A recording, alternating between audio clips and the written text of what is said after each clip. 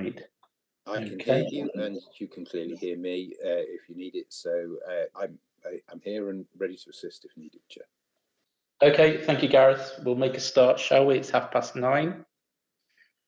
Okay, good morning, everybody, and welcome to the Audit Committee meeting. Myself and Helen are here in person in St Asaph. Right, item number 1, apologies. Do we have any apologies, Lisa?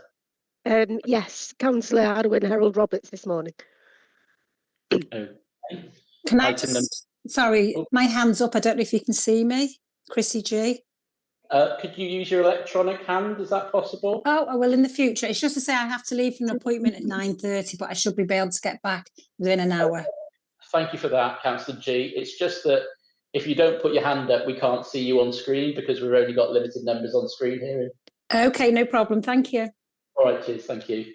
Has anybody else got any apologies or anything? No. Okay, so we'll move to the next item, declarations of interest. Are there any declarations of interest to do with any matters on the agenda today? No, I can't see any hands up here. Okay, moving on. Notice of urgent matters. I haven't received anything urgent today, but if you do know anything, please bring it up as soon as it comes of it. Notice. Item 4, minutes of the meeting held on the 15th of December. Seems like that long time ago. Okay, I will do them page by page, and if anybody has anything, please put your hand up. So I've got item 2. All right. Congratulations to Tina. She was appointed Deputy Chair. I'm sure she can't wait to fill my post. National Audit. We've got item 7. I'm just checking for accuracy. So 7.2, it says 2 years' time. Is that still the case? The exercise would be the case. Yep. That's correct.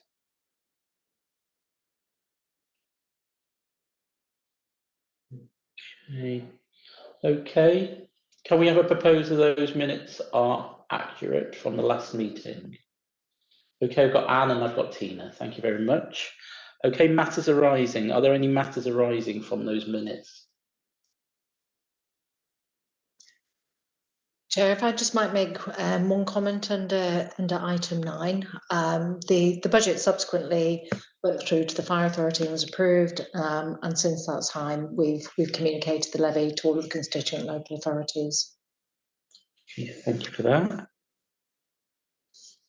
Okay, I don't think there's anything in there that's not being brought up later. Okay, got a vote. Okay, does everybody approve that those are a true and accurate record? Okay, thank you. The committee's got their hands up, bit of a test. Okay, I presume that's Gareth and John Brimore have got their hands up to approve it and not to ask questions. Is that correct?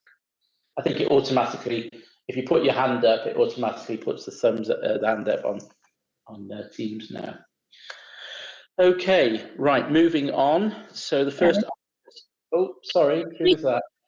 Can I just pop in? Apologies for being late, and I'm going to have to leave at 10:30 to funeral, unfortunately, to go to. So I do apologise, Chair. Okay, thank you, Councillor Barry Jones. That's lovely to note. Okay, and next on the list, the first substantive item is the number 5, Audit North Wales Fire and Rescue Assessment of Performance 24-25. Have I got Anne Harrad on the call? I think this one is either Mike Plant or Ant Jones. Yes, I'll be presenting this, Chair, with your permission. Okay, absolutely. Carry on. Yeah, thank you. Pav. Good morning, everybody. The purpose of this report is to confirm to members the outcome of the external audit of the authority's assessment of performance for the year 2024 to 2025, and that's a requirement under the Local Government Wales Measure 2009. That measure requires the authority to publish its annual assessment before the 31st of October in the financial year following that. your annual performance assessment was presented to yourselves at your meeting on the 20th of October 2025. And under that measure, the authority is required to annually publish its assessment in how it is discharging its duty, to make arrangements to secure continuous improvement, in meeting the improvement objectives that it set itself, by referencing the performance indicators specified by Welsh ministers, and in meeting any performance standards specified by Welsh ministers and self-imposed performance standards. So members will recall that we also receive a certificate of compliance from Audit Wales each year, which confirms that we've set our wellbeing objectives in line with the measure. And this is now a look back at the year 24-25 to say that did we meet those objectives that we set ourselves. And you will see as Appendix 1 the audit opinion from Audit Wales that concludes that they've completed their work and they are satisfied that the authority has discharged its responsibilities. So members are asked to note the audit letter which confirms that the authority has discharged its responsibilities under the Local Government Wales Measure 2009. Diolch yn fawr iawn. Thank you. Okay. Are there any questions regarding this item? No, deadly silence. I presume people are warming up this morning. Okay. Right, no, I haven't got any questions. Obviously, this is taking from some time back to 24-25, and this is only the result of them coming back to us in December. So yes, it's a process we're very familiar with. We set our wellbeing objectives as part of our community risk management implementation planning. They assess that we've set those objectives, and then we look back each year at the performance, how we've delivered against those objectives. So yes, this is a very much a business as usual process for us twice a year. okay, well, if there's no questions on that, I will go to the recommendations. Note the audit letter, which confirms that the authority has discharged its responsibilities under the Local Government Wales Measure 2009. Can I have a proposer for that? Yes, Councillor Gareth Jones. And a seconder? Councillor Brimble, John Brimble, thank you. All in favour of receiving that, put your hand up. There we go. I can see hands up, that's always a good start.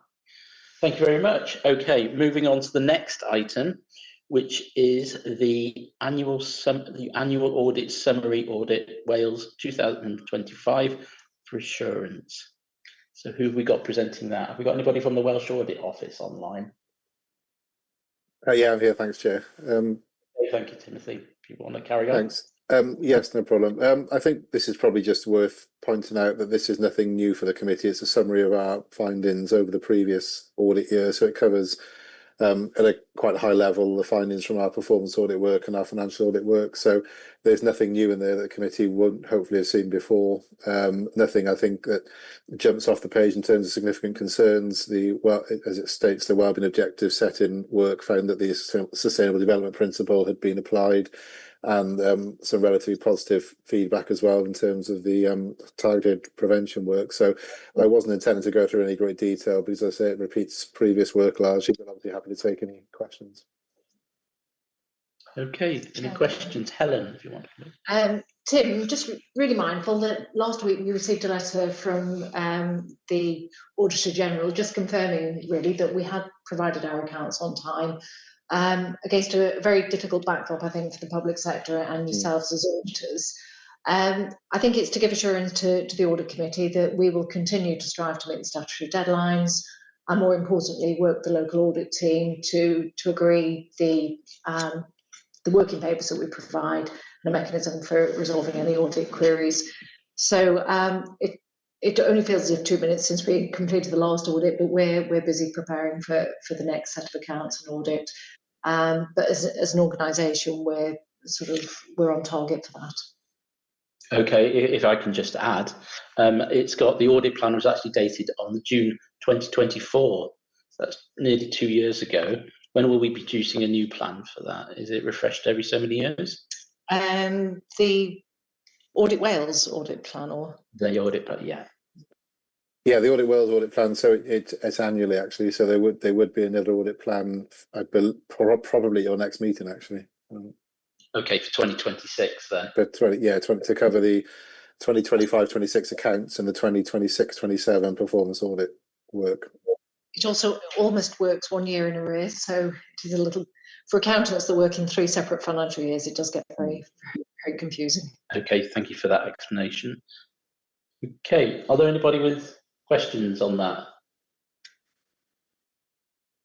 No thumbs up, no hands up.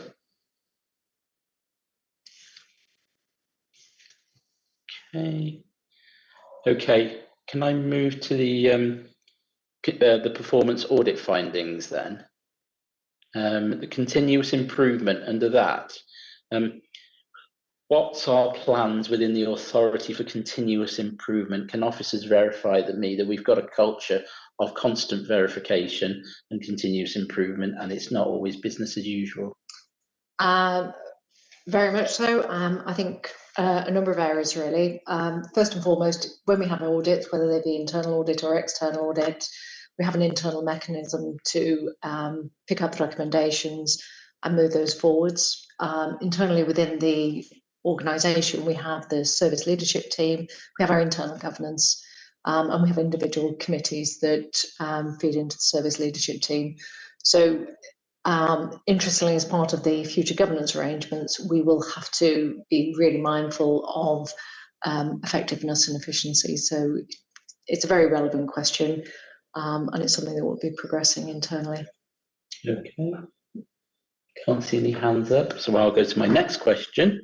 Under setting of wellbeing objectives, it's mentioned at the bottom of the page, it says monitors the achievements of its objectives.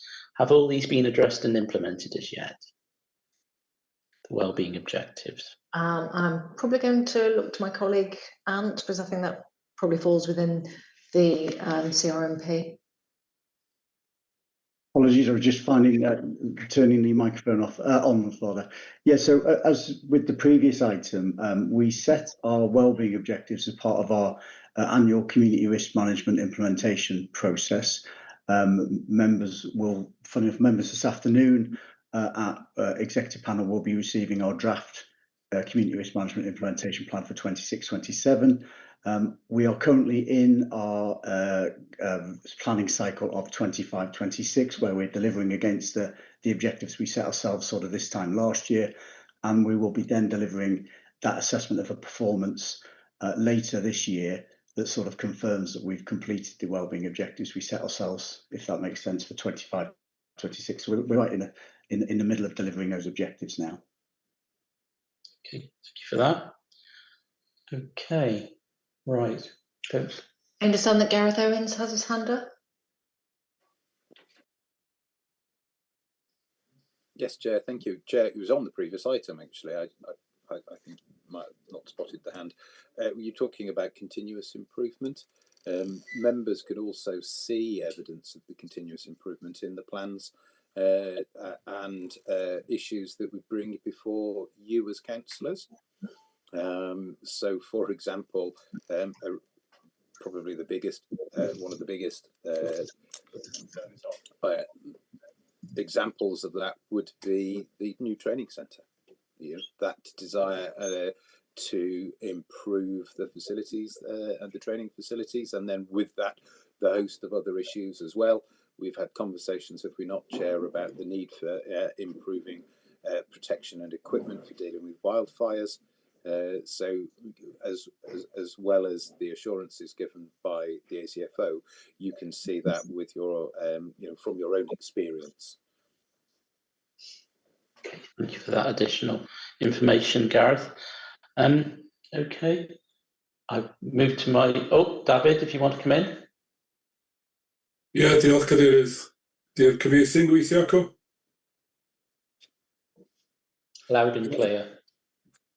Just i ailadrodd i raddau beth oedd Helen ar y dechrau. Mae'r swyddogion yr awdurdod yn wedi gwneud gwaith da i gadw cyfrifon a cael ar amser yn y gorffennol, a da ni'n diolchgar hefyd i Archwilio Cymru am archwilio'r cyfrifon heini a'r dystio yn amserol, a fel oedd Helen, da ni'n gobeithio cario ymlaen i wneud hynny yn y dyfodol, a gyda'r cydweithrediad arferol gen yr archwilwyr. Wedyn just adroddiad symari blynyddol ydy hwn i bob pwrpas. Ond o'n i yn sylwi geiriau Adrian Crompton ar y dechrau.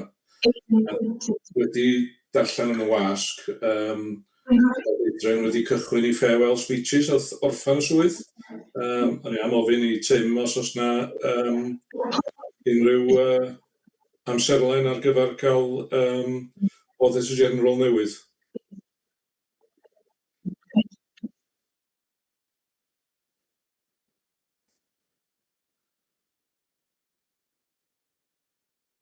Did you get that, Tim?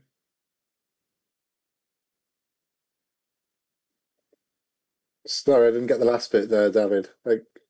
I noticed in recent articles in the press that Adrian Crompton's already started his farewell speeches as Auditor General. I'm wondering what the timescale for appointment of his replacement is.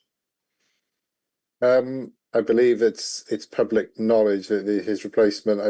I believe the next stage is confirmation by the King, and then that will then confirm the process. I understand so the timescale will be July, I think. Okay, thank you. There you go, David. Get your CV ready. Okay. Has anybody else got any questions? Is that a legacy hand, David? Okay, well, I've got one, I think, final question, and it's under the performance audit work that's still underway.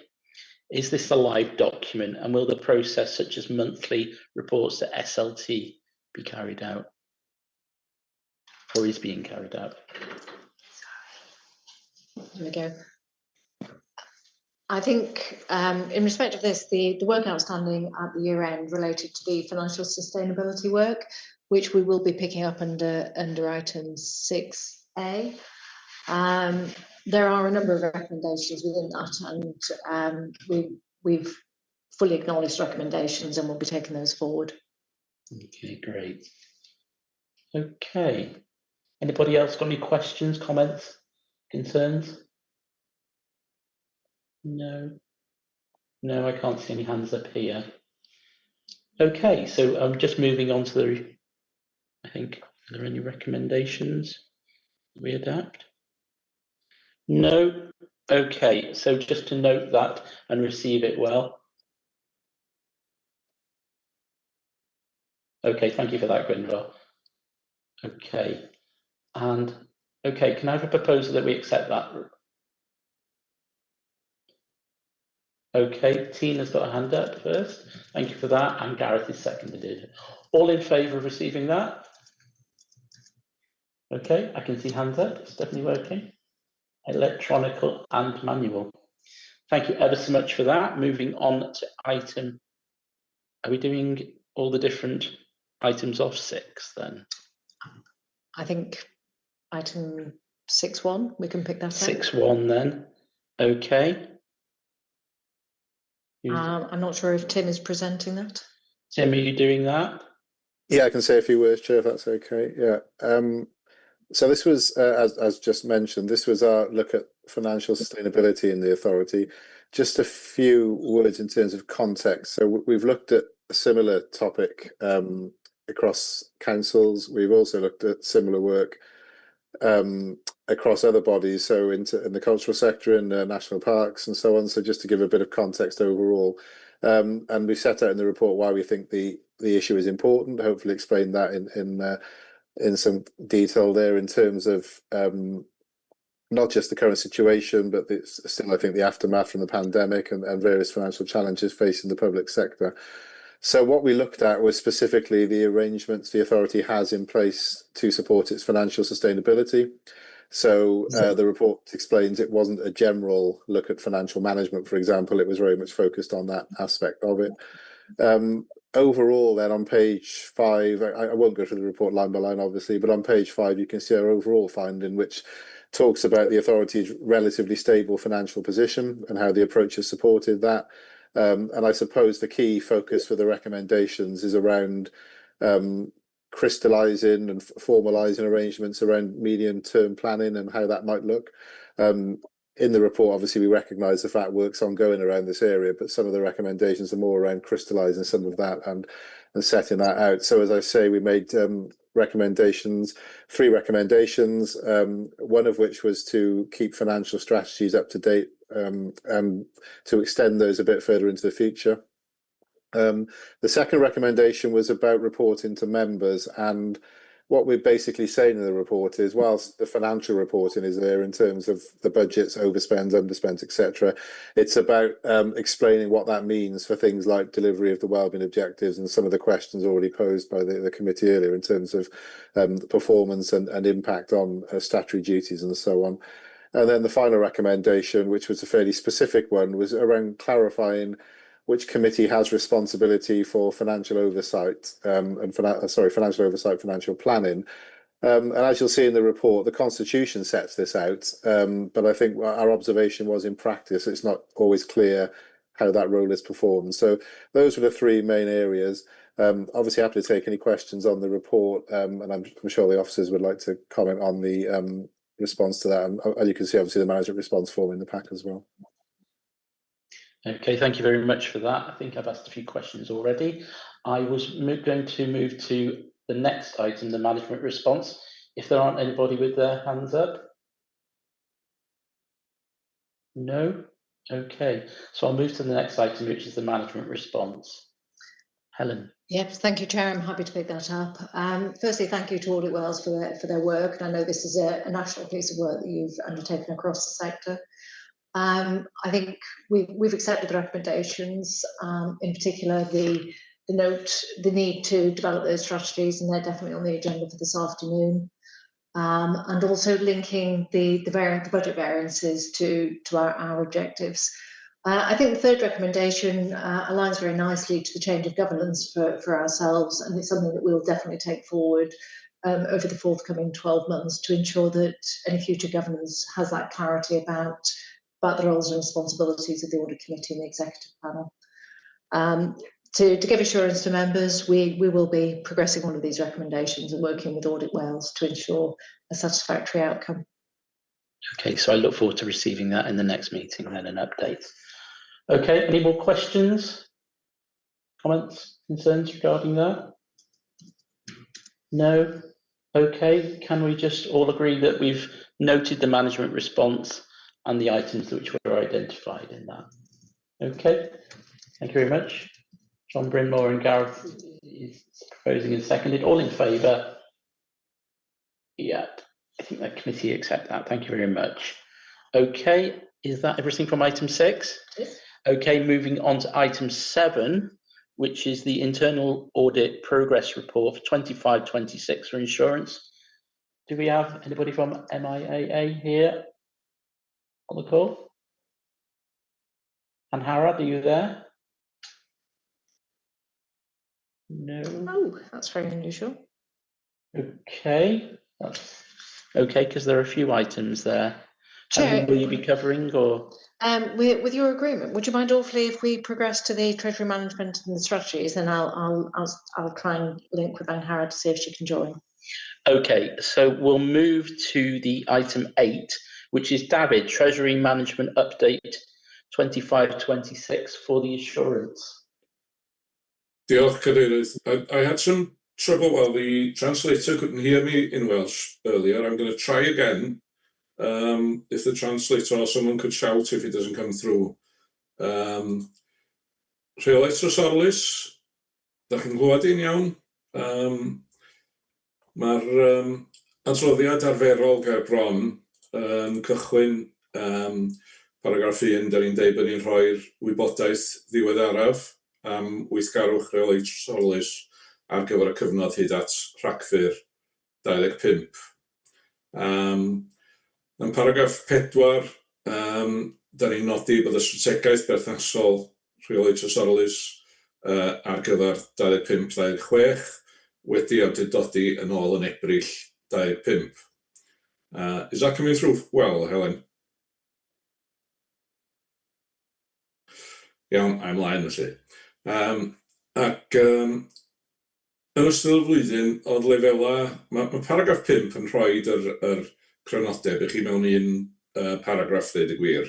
Y cyfan da chi eisiau wir wybod yn paragraff 5.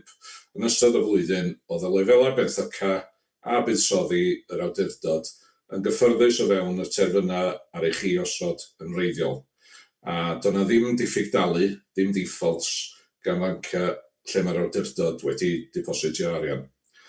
Mae'r argymhelliad yn glir yn paragraff 6, i chi nodi gweithgarwch ar y trysorlus a'r dangoswyddau'n darbodus ar gyfer y cyfnod. A ia chi drwy un neu ddau o highlights. Mae paragraff 7 yn sôn am CPI. Mi ath CPI lawr i ryw 3% yn Ionawr, ond mae o dal uwchlaw targed Banc Lloegr o 2%. A wrth sbio ymlaen, pwy a wyr lle fyddwn ni, mae'n anodd darogan rwan, lle awn ni efo prisiau ni a tanwydd yn sgil rhyfel yn Iran. Mae'n debyg bod chwyddiant am newid dipyn. Wedyn, a chi i rywfaint o fanylion am yr awdurdod, paragraff 13, yn sôn am yn benthyciadau ni. Fe welwch chi yn fanna bod yna symudiad i gymryd mwy o benthyca hir dymor, llai o benthyca byr dymor, hynny lawr i ryw 3 miliwn, a'r hir dymor i fyny 11 miliwn. Hynny'n cymryd mantais o'r cyfraddau llog isel lle oedden nhw wedi cyrraedd. Ac mae yna grynodeb o'r benthyciadau heini yn tabl 3A o dan paragraff 19, a fe welwch chi fod yr holl benthyciadau cyfredol efo'r Public Works Loans Board. A ymlaen i paragraff 23, yn ystod y 9 mis o balansa buddsoddi'r awdurdod yn amrywio rhwng 1 miliwn a bron 14 miliwn. Wrth gwrs mae'r balans ywan lawr i tua 2 filiwn yma yna, ac ar adeg yma'r flwyddyn cyn i'r grantiau am y flwyddyn newydd ddod i fewn mae'r balansa ar eis yn naturiol. Dyna ydy'r patrwm arferol y cash flow. Ac fel da ni'n dweud yn 27, mae'r holl weithgareddau rheoli trysorlus yn ystod y flwyddyn wedi cydymffurfio efo'r egwyddorion yn y cod ac efo'r strategaeth ar eich chi osod. Mae yna adneuon tymor byr ni, banc deposits ni, ar hyn o bryd efo Lloyds a Barclays, sy'n cael ei ystyried yn saff. Ac da ni hefyd yn defnyddio swyddfa reoli dyledion DMO, lle sy'n rhyw harbwrdd diogel pan da ni eisiau rhoi arian rwan sydyn. Ar y pwynt yna, unrhyw gwestiynau ddeud y gwir, mae'r manylion o paragraff 29 ymlaen yna i fodloni. Ac wrth gwrs, bys ni'n hapus i atab unrhyw gwestiynau. Diolch, Cadeirydd. Thank you, David. Thank you for going through that so diligently. I've got a question first regarding our borrowing rate. You know, interest rates are dropping. We'll be aiming to reduce this in line with the interest rate cut. Is that down to Arling Close, and how quickly do they react? Yeah, well, the day-to-day is managed by Elgan and the team in association with Arling Close. The borrowing rates have been coming down and down, but the market factors in an expected rise in interest rates over the period.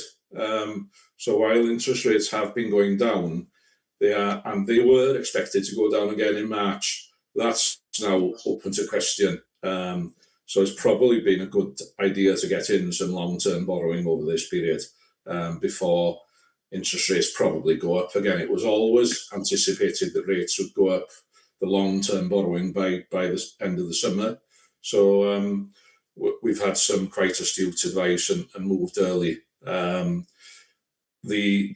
Where it's actually going to go is a very difficult thing to predict at this point in time, Chair, because of the war in Iran and what's happening with fuel. Trump tells us the fuel prices are going down. I'm not sure if that's correct at the moment, but that will inevitably have an effect on the cost of borrowing. Okay, thank you. Elgin, do you want to come in there? Just to answer that as well. Over the last 12 months, we have been taking out longer term loans. Our loan book 12 months ago was very short term based. And then with the advice with Alan Close, our Treasury advisor, we've been taking loans out over 10 years. And then the advice we recently have now with Alan Close, due to the interest rate fluctuation, is to shorter term borrow, and then when the opportunity presents itself is to go long term again. But from a loan book perspective, we're in quite a stable position now. Thank you for that. Gareth, you've got your hand up. Is it asking the same question? Yeah, it was only a quickie, really. Obviously, with the uncertainty around at the moment, it's good to see that we've got, the majority of the book is there with long-term debt. Just wanted to double check. Are the interest rates set for the terms of the loans, or are they set for 5-year tranches? The loans are agreed over a longer period, but the interest rates are set for shorter periods? I think they're all the term of the loan, but Elgan can confirm. Yeah, all the loans we take out, it's a fixed interest rate. So we know what we go into when we take the loan out. Yeah, which is good news considering where we are at the moment, isn't it? Thank you. Yeah. Yeah, guys. Thank you. Thank you. Okay, moving on. I've got a question regarding the authority. The authority took a 5 million short-term loan, item 20 on the list. How are members informed of these loans, and what is the protocols in place for consultation? Thank you very much. I'm happy to pick that up. Each year, the Audit Committee and the Fire Authority agree the financial strategies, whether it be the capital strategy, the Treasury management, and then we as officers operate within those delegated limits and report back retrospectively via this committee. Okay, thank you for that assurance. Okay, are there any more questions from the committee? Can't see any hands up. Okay, so I will go to the recommendations that we've noted this report.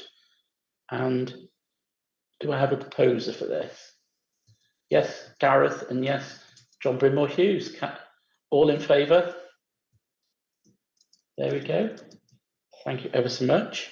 Before I finish, perhaps I could just say I'm sure we all welcome Councillor John Brimore Hughes back after his period of illness. So good to see him on the screen again. Absolutely, and his hand is going up, so we know he's quite well and fit. Thank you very much. Okay, so where are we going from here? I see Anne Harrod's joined us. Welcome this morning, Anne Harrod. Can we finish items 7, 8 and 9 as a collective and then perhaps revert back to internal audit if that's okay? Yes, we can go on. So where are we up to now? Item 9, financial strategies and statements for 26-27 for assurance. That's me, about.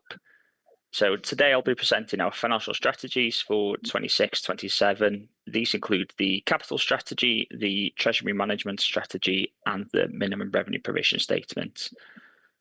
These documents set out the framework for how we plan and fund long-term investments, how we ensure we repay debt in a controlled and sustainable way.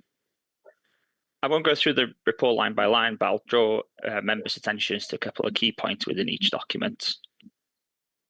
Firstly, within the capital strategy, our capital investment plans remains affordable and aligned to the authority's long-term priorities. We're planning just under £9 million worth of capital expenditure next year, covering core building improvements, fleet, ICT, decarbonisation work. Work on Hub Bowen continues at the enabling stage, with funding for the construction phase to be secured. All planned capital activity is supported by balanced financing plans, so that can be a use of revenue contribution, external grants, and debts. The resulting increase in our capital finance requirement has already been accounted for within our 26-27 budget. Turning to the Treasury Management Paper, I'm pleased to confirm that the authority remains fully compliant with Cyfarfod Prudential Code and the Welsh Government Investment Guide. Borrowing level sits within both the operational boundary and the authorised limits approved by members, and our approach continues to prioritise low risk, cost-effective borrowing supported by careful cash flow management. On investments, the authority holds only small short-term balances, and our focus remains firmly with security and liquidity. And then finally, onto the minimum revenue provision statement. This sets out the method by which we repay debt over the useful life of the assets we invest in. This remains prudent, compliant, and consistent with Welsh Government's guidance, and the MRP charge for next year is around 2.2 million, which is already approved for within the budget. Before I conclude, and it's picking up on tail end of David's reports, I just ask members remain mindful that the external economic environment continues to shift, particularly around interest rates and inflation. These factors are monitored closely with our advisors, and if any changes materially affects the strategy, we'll bring a revised version back to members. So together, these strategies provide assurance that the authority's financial planning, borrowing and investment arrangements remains compliant and sustainable. Diolch yn fawr.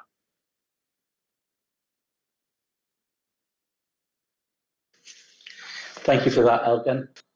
Are there any questions? No. No. Okay. Shall we move to the recommendations? To note that report, thank you ever so much. And is the committee in approval? I propose it. Yes, Gareth, and yes, Ian, you're straight to it. There was all in favour. Yes, thank you very much for that. Okay, moving on. Helen's doing our next report, which is the medium-term resources strategy 25 to 30 for assurance. Thank you very much, Chair. This is the second paper that provides a strategic update. It's our financial framework that supports the delivery of our community risk management plan. The paper today is to provide you with that financial outlook over the medium term and aligns with the recommendations from Audit Wales. In addition, it sets out the key pressures we're facing, the assumptions that we're using, and there'll be assumptions around things like inflation and pay awards, and the plans that we're using for the future. This actually forms one of our key governance arrangements and supports our yearly robust budget setting, ultimately our financial resilience and our ability to be sustainable in the long term. It's quite a detailed report, and there are a number of areas that I'd like members to consider. The first area is that the authority remains in a sustainable financial position, and I think I'll reference you back to the previous Audit Wales report that referenced that we were relatively financially stable. Inflation, pay uncertainty, state pressures and the future of the emergency service network all present significant challenges, but we've balanced these through planned efficiencies, careful management of our reserves, and also a strong approach to our internal financial management. Second thing I'd like to raise with members is that the strategy confirms the indicative financial envelope for the next 4 years. And that's really important to us. So it's how we ensure that we've got sufficient resources to deliver our community risk management plan. You'll see from the tables that capital expenditure peaks in 2027-28 and again in 28-29 as Hub Owen, which is our training centre, progresses. Please note that the current assumption is that we will receive financial support for this. All borrowing interest rates and the minimum revenue provision are fully reflected in our medium-term plan. Third item that I'd like to highlight with members is the use of reserves. They do provide our reserves currently provide us with a good level of resilience, and at the end of March 26, we anticipate that our usable reserves will be in the order of 11.5 million.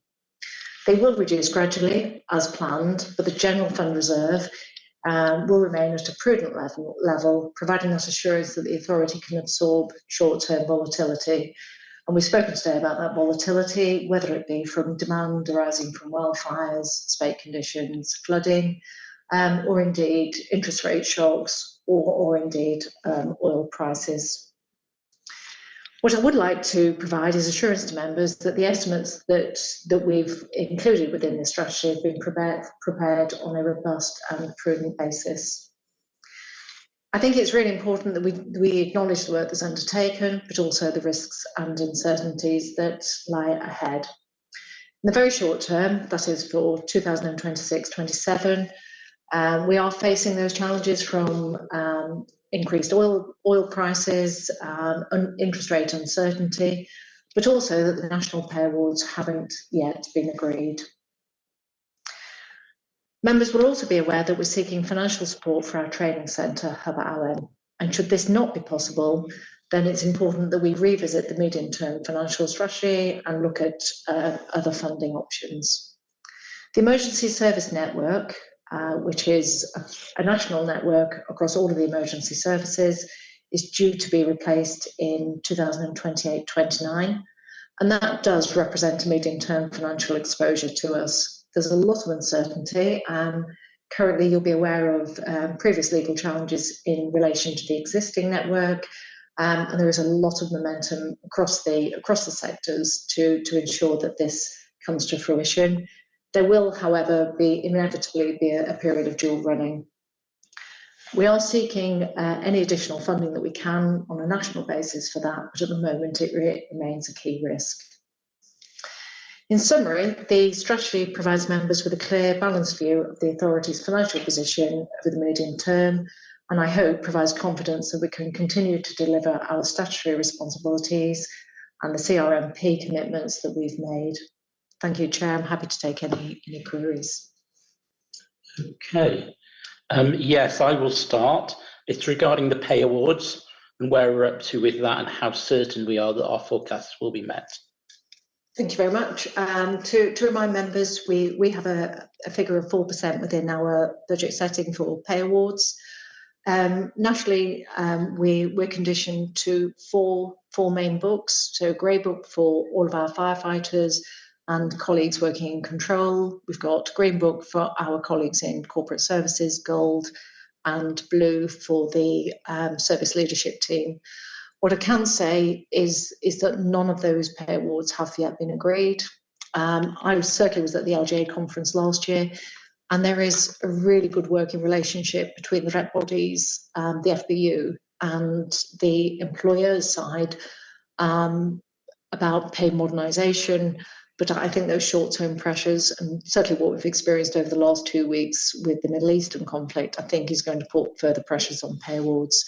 Should they settle above the agreed budget of 4%, in the short term we'll seek to make internal savings. Should it be necessary, then we would have to seek approval from the Fire Authority to use the General Fund Reserve, and I would hope at this stage to avoid any supplementary levy. Okay, do you know an estimated time when that's? Sadly, we're not aware of any movement and any progress in that respect. Okay, thank you very much for that. Okay, are there any more questions? Okay, thank you, Gwynfor. Have a good day. And I think there are no more questions. Thank you for going through that, Helen. If we can all note, if we can have a proposed for that report, please. Yes, Gareth. Yes, John Brimble, thank you. All in favour? Thank you very much. Okay, so moving forward, or backwards, should I say? Yes, absolutely. We have had Anne Haddad join us, so we'll go to item 7. Oh, sorry, Anne, you've got your hand up. Is that a legacy hand, Anne? Oh, you're on mute. Yeah, I was a bit slow lowering a hand, Chair. Okay, thank you. All right, going forward, item 7, or going backwards, should I say, Internal Audit Progress Report 25-26 for insurance. We've got Anne Haddad from the Mersey Internal Audit Agency. Morning, everybody. Sorry, I've had some technical issues this morning. My laptop's playing up, so apologies I'm late. So this is the progress report. Diolch yn fawr iawn. This progress report covers the work undertaken between the 1st of December 25 to the 28th of February 26. Since the last audit committee, we have undertaken the key financial controls review, which has resulted in a substantial level of assurance. Overall, we found that there was a good system of internal control in place designed to meet the system's objectives, and that controls were generally being applied consistently. We've also attended and provided support to the budget scrutiny meetings. In terms of work in progress to complete the plan for the year, the risk management core controls review is in field work, and our follow-up report is in the process of being completed, and the report will be provided at the next audit committee in June. There are no current proposals to change the audit plan at this stage, and the progress report also includes details of our latest briefings and upcoming events. So I'm happy to take any questions on the document. Mwy na hapus I cymryd unrhyw cwestiynau, a diolch yn fawr. Thank you. Yeah, I've got a couple of questions, not necessarily for yourself, but it's how our organisation have received this report. So our committee are the eyes and ears of this report, and honestly, and this is an honest and upfront report, it does bear in mind a lot of dependency on the Tech1 software. Now, Tech1 is very, it's not a bespoke piece of software, it's fair to say. How reliant are we when we're talking about employees dealing with it, and how are we learning to continually be flexible with the amount of people who have knowledge of Tech1 and also their continuous professional development, the financial packages? Thank you. I'll take this one. In terms of Technology One, so it's our software we use predominantly for our financial ledger, but then it can be intertwined with tracking assets on there, and also how we manage our stock and stores processes and systems as well. So it's a key financial system for us. In terms of how do we train staff on it, so we've got consultancy hours from Tech1 that we get a certain amount allocation per month for system improvements, but also for training as well. In terms of wider budget holders and stakeholders across North Wales Fire and Rescue Service, the finance team are sort of the knowledge holders, and they will provide training sessions to people across the organisation. In terms of resilience of the software and the system, it's a cloud-based system, and there are contingencies and processes in place if the system did go down. But touch wood, so far since I've been here, it's been a very reliable software. Okay, thank you. Are there any more questions, comments on this report? No, I've just got a subsequent question. It makes bearings on AI in the report, adding value to our future processes and that. How is AI helping us, artificial intelligence helping us at North Wales Fire and Rescue, particularly in the audit and financial aspect? Yes, Elgin. I'll come back in on that. It's we've got at the minute a fine balance between managing cost of implementing these systems and the efficiencies they provide. For example, within Tech1, they have introduced an AI function that can support users with Tech1. At the minute, we've not adopted this due to the upfront cost of it, but it might be something that we look forward towards in the future. In terms of other softwares and other ways of working, we do work quite closely with colleagues in ICT and across other departments of how we can improve our systems and processes, whether that is using automation or AI. Okay, thank you for that. There is a note on Appendix A. It's got the attendance of budget scrutiny meetings, and I just want to make an appeal to everybody on the call that everybody is welcome to attend budget scrutiny meetings, and it is an important process that we will be starting again shortly. We haven't in the last few months because obviously the budget has been set, but we will be starting it shortly, and we would recommend everybody attends to let them know what the detail is of the financials there. So are there any more questions regarding this? No, don't see any more hands up. Okay, I will go to the proposal that we accept this report then. Okay, I have a proposer, we accept. Gareth, you're quickest with the hand this morning. And then I've got Councillor Ian Hobbs there. Thank you very much. All in favour? Thank you very much. Okay, moving on. Right. And we've got the next MIAA is the internal audit plan for 26-27 looking forward. Anne Harrod. Diolch. So yes, this is the proposed draft internal audit plan for next year. We have undertaken a detailed risk assessment which considered the local and national risks, if you like, and we have also engaged members of the senior leadership team. I would just like to signpost you to page 5 of the document, which sets out what we propose to look at as part of the 26-27 plan. And these have all got a rationale as to why they have been included in the plan following our risk assessment. Appendix A sets out the 3-year strategic internal audit plan, and an extract of the plan has been provided today for the Audit Committee for translation purposes, but the full copy can be made available. And we are looking for approval for the plan today, please, so we can make a start in April. We're happy to come with a new question. Diolch. Thank you for that. Okay, are there any comments or questions regarding the forthcoming audit plan? Everybody's very quiet today. I presume it's because it's Monday morning, and warming up for the rest of the week. Yes, John Brimore Hughes.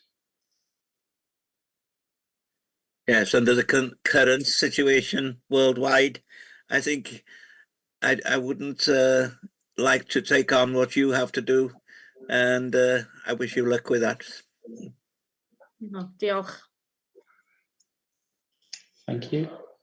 Are there any comments or questions, Helen? Yeah, I just wonder if I can comment on it really. I think looking at the strategic internal audit plan, which covers 2026-27, it includes work around the recruitment and promotion process. And to give assurance to members, this was a key feature of our Quest report, where people felt that there wasn't trust and confidence in that, and it might have had a number of areas of weakness. We've done an incredible amount of work within the service to look at this, and I would welcome oversight and scrutiny by internal audit in that respect. I think in terms of the partnerships and collaboration, again, as part of our wellbeing assessment, it's making sure that where we can, we do work with other public sector partners and the third sector. So definitely 2 additional audits that are very relevant to us. And lastly, we've spoken about AI governance, and that's on the audit plan for next year, which again is to be welcomed. Okay, thank you for that. Any more questions, comments? David? No. No, happy to accept the plan, Chair. Okay. Right. I'll take that as a proposal then, David. I'm not sure I'm authorised to propose, but... Oh, you're not authorised. Right, okay. We'll need a member to propose that then. Okay, do we have any proposals then? John Brimore Hughes, you were the first off the list today. Congratulations. And a seconder, Tina Claydon. Thank you very much. All in favour? Okay, that's great. Thank you very much. Committee approved. Thank you for that, Anne Harrod. And I think that's everything from MIAA. We've got the very last one, which is the global.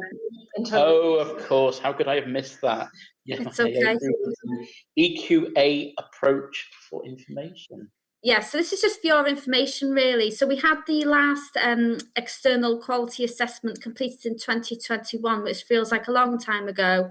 And therefore, we're required to commission a further one this year to meet the 5-year requirement outlined in the Global Internal Audit Standards. So this is just to provide assurance, really, of the service to provide to yourselves, and that a final report will be provided in due course. So it's just for information today. Thank you. Thank you for that. I think we all accept that. I think we now know the answer to who audits the auditors. Absolutely. Who audits the auditors? Indeed. So if there's no business, has anybody got anything to add before I close the meeting? No? All right. Thank you very much for everybody to attend this morning, and I look forward to seeing you soon. Diolch yn fawr iawn. Diolch. Diolch yn fawr, Hwyl.